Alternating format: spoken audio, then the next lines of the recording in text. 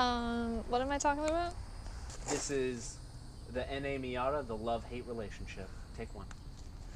Hey guys, so today we're going to be talking about some of the likes and dislikes about the Mazda Miata, specifically the NA.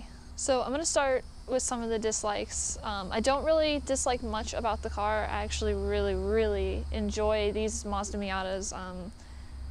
I have had 3 of them so far, so I mean, I like them. So the first dislike about this car is pretty obvious to everybody who owns one, is the lack of power. It is very slow considering it only has like 100 horsepower per se. I know they're like 20 to 25 years old now, so it's probably less than that.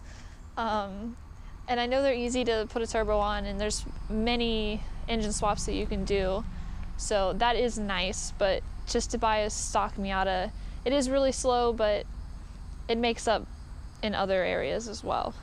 So another dislike about this car that I recently have discovered is the 94 to 97, and I actually think the NBs are included in this.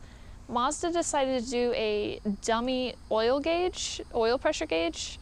So literally it's just a light that says you have bad oil pressure. It'll just come on. The 90 to 93 had an actual oil gauge, and it would tell you the pressure.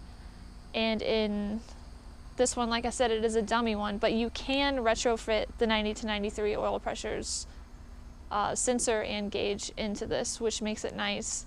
But that's just one of the things that's kind of crazy. I don't know why Mazda decided to do that. The third thing I dislike about the car is the transmission. Not that it's a bad transmission, but it's only a 5-speed. And when you're going highway miles, like 70, 75, 80, you're almost in around 4,000 RPM, which is really high for this. But I think the red line's 7,000 or something like that. The fourth dislike, and this is just my opinion, I am not a fan of the door handles on the outside. You have to put like one finger in, and it's just kind of annoying. Like, I don't know why they decided to make them that small, but it's just one of like my little pet peeves about the car, and really is the only major dislike in general. And the fact that they're chrome as well is annoying. So the fifth dislike is, especially in my 1990, not necessarily this one because it has some of the upgraded options, but in the earlier Miata models, there's manual windows, no power mirrors, no power windows, like obviously because they're manual. There's only a fuel lid release and not the trunk, which is so inconvenient.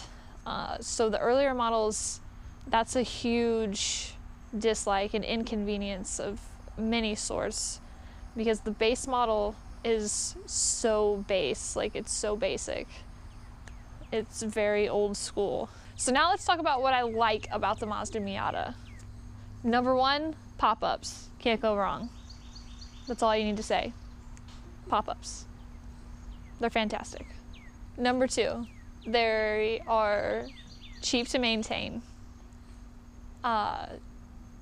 You can find so many aftermarket parts, so many people who have parting these out because they're super old and people wreck them. And I mean, there's just an array of aftermarket and used auto parts. You can pretty much find anything that you're ever looking for. And there's a huge community based around this too, and there's a lot of support and forums and everything. I mean, you're looking at 20, 25 years of information, and people have had these cars for so long. It's really nice and really convenient. And they're just not only inexpensive to maintain, but they are easy to work on because there's nothing to them.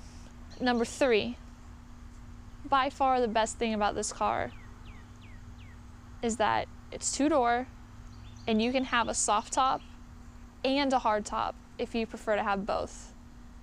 Having a hard top on a convertible car is so nice, especially if you live in like areas where it snows or it rains a lot, especially here in Florida, because you never know when it's going to rain. So having that hard top is real nice, but if you take the hard top off, having the soft top is extra security. Number 4, the Miatas are pretty inexpensive still to purchase. I did notice recently when I was looking at buying another one that the prices are going up, especially for a Miata that's in like mint condition and hasn't really been touched at all and is very stock.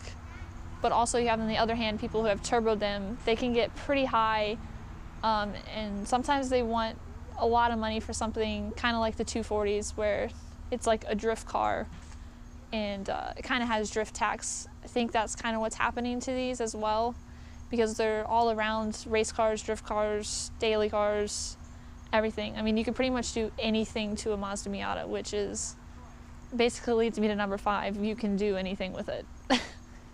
I mean, you can make it a race car, you can make it a drift car, and it really doesn't take much to do that.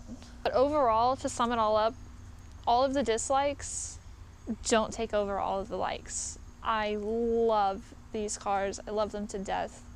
I wouldn't have owned 3 if I didn't like them.